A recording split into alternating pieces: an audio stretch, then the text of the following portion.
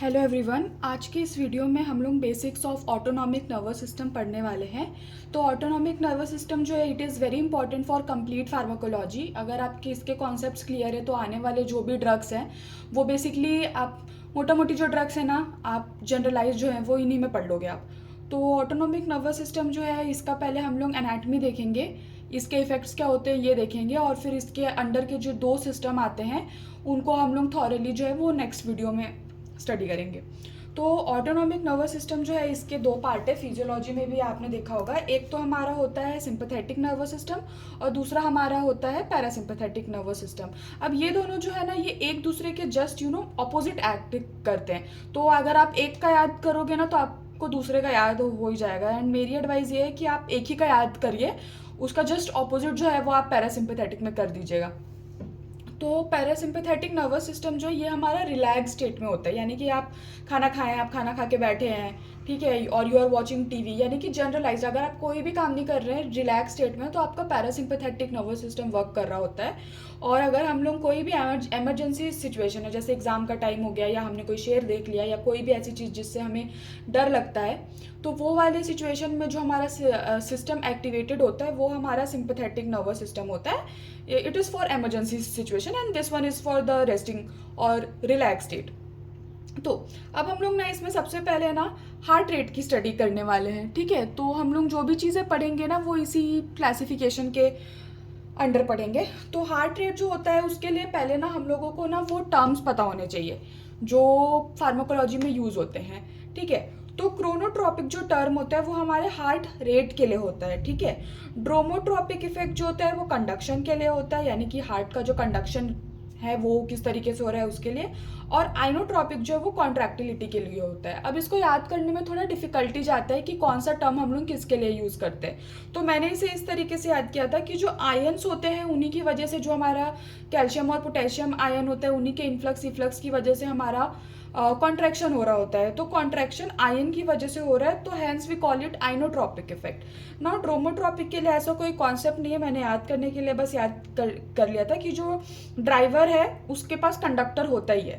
तो ड्रोमो में ड्राइवर जैसा कुछ आपको साउंड कर रहा होगा। तो जो ड्रोमोट्रॉपिक इफेक्ट है वो कंडक्शन के लिए होता है, और बाकी हमारा जो एक बच गया वो हमारा क्रोनोट्रॉपिक यानी कि रेट के लिए है, ठीक है।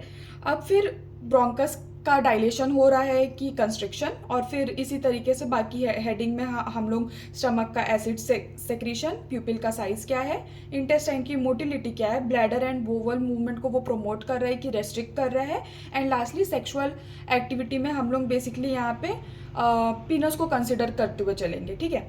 तो फिर अब यहाँ पे क्या है, हार्ट रेट।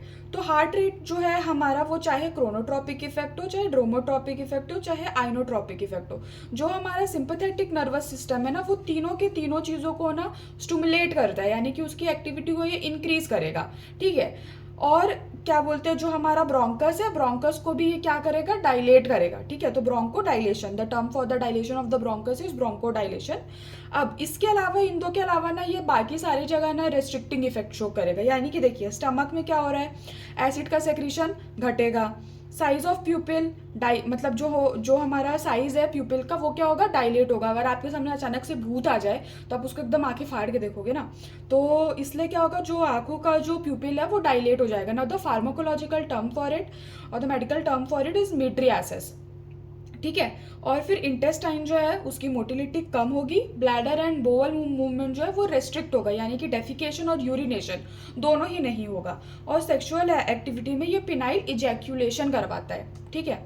अब पैरासिम्पैथेटिक में इसका जस्ट हमको उल्टा करना है, सिर्फ एक चीज़ का हमको याद रखना है कि जैसे कि हमने देखा था ना कि यहाँ पे हार्ट रेट में जो हमारा सिंपैथेटिक नर्वस सिस्टम है वो ना ये तीनों चीज़ों को ना स्टिमुलेट कर रहा था, यानी कि it had a positive chronotropic, dromotropic and inotropic effect.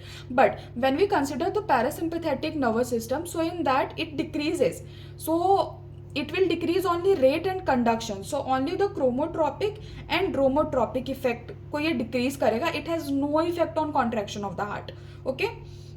तो यहाँ पे जस्ट मैंने बोला था कि इसका ऑपोजिट करना है, तो ब्रोंकस का यहाँ पे कंस्ट्रिक्शन होगा। अगर आप रेस्टिंग स्टेट में यानी कि आप जैसे खाना वाना खा के बैठे हैं तो ऑब्वियसली एसिड में मतलब एसिड स्टमक में एसिड का सेक्रीशन जो है वो इंक्रीज होगा। जो हमारी साइज ऑफ प्यूपिल है, हम ऐसे नॉर्मली बैठे हैं वो मायोटिक स्टेज मतलब वो ना मायोसिस वाले स्टेज में है, ठीक है। तो अब मिड्रियासिस और मायोसिस को याद करने के लिए बहुत इजी है। मिड्रियासिस बड़ा टर्म है यानी कि डायलेट होगा तो मिड्रियासिस होगा, और मायोसिस छोटा वर्ड है तो यानी कि कंस्ट्रिक्ट होगा तो मायोसिस वर्ड हम लोग यूज करेंगे। तो कंस्ट्रिक्ट के लिए मायोसिस हो गया। मोटिलिटी को ये इंक्रीज करेगा, यूरिनेशन और डेफिकेशन को ये प्रमोट करेगा, एंड पिनाइल इरेक्शन करवाता है। तो अब यहाँ पे नोट करने वाली बात ये है कि बाकी जितने भी ये काम है ना ब्लैडर एंड बोवल तक का, इट इज इसमें ना ये दोनों अलग अलग वर्क कर रहे होंगे, बट इन सेक्सुअल एक्टिविटी यानी कि phenyl ejaculation and phenyl erection, ये वाले में सेक्सुअल एक्टिविटी के टाइम पे ये जो है ना ये दे वर्क टुगेदर। वो हमारा सिंपैथेटिक और पैरासिम्पैथेटिक नर्वस सिस्टम जो होता है ये साथ में काम कर रहा होता है, ठीक है। तो हमारा इजैक्यूलेशन और इरेक्शन के टाइम पे both of it will work together, ठीक है।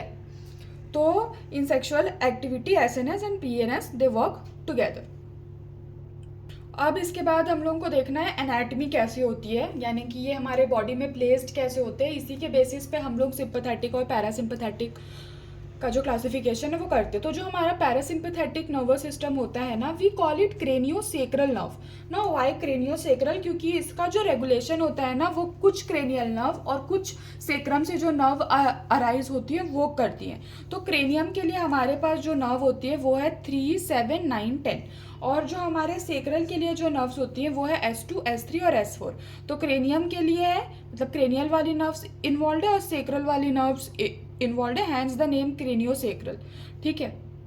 अब इसका नाम कॉलिनर्जिक सिस्टम भी है, वो क्यों है मैं आपको कुछ टाइम में बताऊंगी। अब जो एसएनएस है ना, इसी तरीके से हम लोग इसको थोरैकोलम्बर बोलते हैं। थोरैकोलम्बर यानी कि कुछ नर्व थोरैसिक नर्व होंगी और कुछ जो नर्व है वो हमारी लंबर नर्व होंगी, ठीक है। तो T1 से लेके L2 तक का हमारा पूरा जो सिस्टम होता है वो हमारा सिंपैथेटिक नर्वस सिस्टम में आता है, और इसको ना मैं एड्रिनर्जिक सिस्टम बोलती हूँ। वो क्यों बोलते हैं वो फिर again we will learn in a short amount of time. तो ये मेरा ब्रेन है, ब्रेन से हमारा यहाँ पे स्पाइनल कॉर्ड निकल रहा है। तो जो हमारा पैरासिम्पैथेटिक नर्वस सिस्टम होता है उसमें क्रेनियोसेक्रल नर्व होती है, कुछ जो है वो हमारी सेक्रम से निकलेंगे और कुछ जो है वो हमारी यहाँ यानी कि क्रेनियम से निकलेंगे, ठीक है। तो फिर यहाँ पे क्रेनियल नर्व को मैंने रिप्रेजेंट कर दिया है, क्रेनियल नर्व नंबर 3, 7, 9, 10। अब फिजियोलॉजी में हमने ऑलरेडी पढ़ा होगा कि हमारे पास ना दो तरीके की नर्व होती है। जैसे अगर ये सिनैप्स है तो सिनैप्स के पहले जो हमारा होता है उसको हम लोग प्री गैंग्लियोनिक नर्व बोलते हैं, और सिनैप्स में के बाद जो होता है उसको हम लोग पोस्ट गैंग्लियोनिक नर्व बोलते हैं, ठीक है। तो अगर हम लोग पैरासिम्पैथेटिक नर्वस सिस्टम की बात करें तो प्री गैंग्लियोनिक फाइबर जो होता है ना वो काफ़ी लंबा होता है, यानी कि सिनैप्स जो है ना वो हमारे स्पाइनल कॉर्ड से क्रेनियम से वो काफ़ी दूर होता है। तो इसीलिए ना सिनैप्स तक पहुंचने के लिए वहाँ की जो नर्व्स होती है ना वो काफ़ी लंबी होती हैं, ठीक है। तो और जो पोस्ट गैंग्लियोनिक नर्व है वो शॉर्ट होती है, ठीक है। तो अब यहाँ पे जो हमारा सिंपैथेटिक नर्वस सिस्टम है उसमें आप इसका जस्ट ऑपोजिट कर दीजिए। इसमें जो हमारा प्री गैंग्लियोनिक नर्व है वो आप देख सकते हैं काफ़ी छोटा है, क्यों? क्योंकि सिनैप्स इसका बहुत पास में है, हमारे स्पाइनल कॉर्ड से इसका जो सिनैप्स है वो काफ़ी पास में बन रहा है। तो इसलिए हमारा प्री गैंग्लियोनिक नर्व शॉर्ट होता है और जो पोस्ट गैंग्लियोनिक नर्व है वो लॉन्ग होता है, ठीक है। यहाँ पे ना हमारा जो प्री गैंग्लियोनिक के बाद जो हमारा सिनैप्स पड़ रहा है तो वो चाहे हमारा सिंपैथेटिक नर्वस सिस्टम का हो वो चाहे हमारा पैरासिम्पैथेटिक नर्वस सिस्टम का हो, दोनों के दोनों ना एक ही न्यूरोट्रांसमीटर्स रिलीज करेंगे विच इज़ एसिटाइल कोलिन। तो acetylcholine is the neurotransmitter after the preganglionic neuron in both whether it is parasympathetic nervous system और it is sympathetic nervous system. दोनों में ही आप देख सकते हैं कि मेरा एसिटाइल कोलिन ही रिलीज हो रहा है, ठीक है। तो ये कॉमन पार्ट है। अब क्या होता है जो हमारा एसिटाइल कोलिन है ना वो एन रिसेप्टर पे एक्ट करता है, एन यानी कि निकोटिनिक न्यूरोनल, ठीक है। ये हम लोग कॉलिनर्जिक सिस्टम जो पढ़ेंगे तो उसमें हमारा आएगा। लेकिन एसिटाइल कोलिन जो है वो पोस्ट गैंग्लियोनिक न्यूरॉन अगर है तो वहाँ पे जो रिसेप्टर प्रेजेंट होता है एसिटाइल कोलिन के लिए it is an which is nicotinic neuronal receptor, ठीक है। अब डिफरेंस कहाँ पे आता है? डिफरेंस आता है हमारे पोस्ट गैंग्लियोनिक के बाद। तो पोस्ट गैंग्लियोनिक न्यूरॉन के बाद ना जो हमारा पैरासिम्पथेटिक नर्वस सिस्टम होता है वो एसिटाइल कोलिन रिलीज करता है सारे ऑर्गन्स में, वो चाहे हमारा स्टमक हो, किडनी हो, हार्ट हो, ठीक है, हर जगह हमारा एसिटाइल कोलिन जो है वो पोस्ट गैंग्लियोनिक न्यूरॉन के बाद जो सिनेप्स है वहाँ पे ये रिलीज हो रहा है। अब ये जो एसिटाइल कोलिन है ना, इसको हम लोग क्या बोलते हैं, ये एसिटाइल और कॉलिन में आगे जाके टूटता है, ये आपको पता ही होगा, ठीक है। तो अब क्या होता है, सिंस इसका major neurotransmitter parasympathetic nervous system का एसिटाइल कोलिन है, इसलिए हम लोग इसको कॉलिनर्जिक सिस्टम बोलते हैं। अब जो कॉलिनर्जिक सिस्टम है ना, तो इसमें जो हमारा acetyl choline which is the neurotransmitter, it acts on M and N receptor, जहाँ पे M is muscarinic and N is nicotinic. इसके बारे में डिटेल में हम लोग कॉलिनर्जिक नर्वस सिस्टम में पढ़ेंगे। इसी तरीके से हमारा पोस्ट गैंग्लियोनिक न्यूरॉन जो है सिंपथेटिक नर्वस सिस्टम का, वहाँ पे जो न्यूरोट्रांसमीटर होता है वहाँ पे ना मेन जो हमारा होता है ना वो नॉर एपिनेफ्रिन या फिर नॉर एड्रेनालिन होता है। It is not a different thing, ठीक है। नॉर एपिनेफ्रिन को ही हम लोग नॉर एड्रेनालिन बोलते हैं, ठीक है, कोई डिफरेंस नहीं है, ठीक है। तो जो मेन न्यूरोट्रांसमीटर होता है ना जो कि सारे ऑर्गन्स में रिलीज होता है वो हमारा नॉर एड्रेनालिन या फिर नॉर एपिनेफ्रिन होता है, ठीक है। जीआईटी और किडनी में जो न्यूरोट्रांसमीटर रिलीज हो रहा होता है वो डोपामीन होता है, ठीक है। और एपिनेफ्रिन जो है यानी कि एड्रेनालिन जो है ये हमारा एड्रिनल मेडुला में रिलीज होता है, ठीक है। अब देखिए जो नॉर एपिनेफ्रिन है ना वो इन सारे में रिलीज होगा, यानी कि सारे ऑर्गन हो, चाहे जीआईटी हो, किडनी हो, एड्रिनल मेडुला हो। लेकिन जो डोपामीन है ना वो सिर्फ जीआईटी और किडनी में रिलीज होगा। इसी तरीके से एपिनेफ्रिन जो है ना वो एड्रिनल मेडुला में ही होगा, लेकिन जो नॉर एपिनेफ्रिन या फिर नॉर एड्रेनालिन है वो सारे में रिलीज होगा, ठीक है। अब हम इसको एड्रीनर्जिक सिस्टम क्यों बोलते हैं, जब हमारा मेजर न्यूरोट्रांसमीटर जो है वो नॉर एड्रेनालिन है। तो ये अब नॉर एड्रेनालिन बोलने में बस ज़्यादा टाइम लगता था, तो इसलिए हमने इसका नाम एड्रीनर्जिक सिस्टम रख लिया था। ये एक तरीके का मिसनोमर है क्योंकि इसका मेन जो न्यूरोट्रांसमीटर होता है ना वो नॉर एड्रेनालिन होता है, but we still call it adrenergic system. But whenever we say adrenergic system, आपको ये मान के चलना है कि मेन जो न्यूरोट्रांसमीटर की हम बात कर रहे हैं वो नॉर एड्रेनालिन है, until and unless mention otherwise. तो इन तीनों को ना हम लोग कंबाइंडली ना केटकोलामाइंस बोलते हैं, ठीक है। अब जो केटकोलामाइंस होते हैं ना ये अल्फा और बीटा रिसेप्टर पे एक्ट करते हैं। अगेन इनके बारे में हम लोग डिटेल में बात करेंगे जब हम लोग सिंपैथेटिक या फिर एड्रेनर्जिक सिस्टम पढ़ेंगे, ठीक है। तो अब इसके बाद एक एक्सेप्शन है, मेरी जो स्वेट ग्लैंड्स होती है ना वो बेसिकली निकलती है हमारे थोरैकोलम्बर नर्व से। तो थोरैकोलम्बर वाली नर्व जो है वो सिंपैथेटिक नर्वस सिस्टम का पार्ट है। तो हमने तो ये देखा ही है कि जो सिंपैथेटिक नर्वस सिस्टम है वो प्री गैंग्लियोनिक वाले सिनेप्स में तो वो एसिटाइल कोलिन देगी और पोस्ट वाले में वो इन तीनों में से कोई एक न्यूरोट्रांसमीटर जो है वो रिलीज करेगी, ठीक है। लेकिन स्वेट ग्लैंड इसका एक एक्सेप्शन है। स्वेट ग्लैंड में ना जो हमारा पोस्ट गैंग्लियोनिक न्यूरॉन के बाद जो हमारा रिलीज होगा ना न्यूरोट्रांसमीटर स्वेट ग्लैंड में, वो हालांकि सिंपैथेटिक है but it will still release acetyl choline, ठीक है।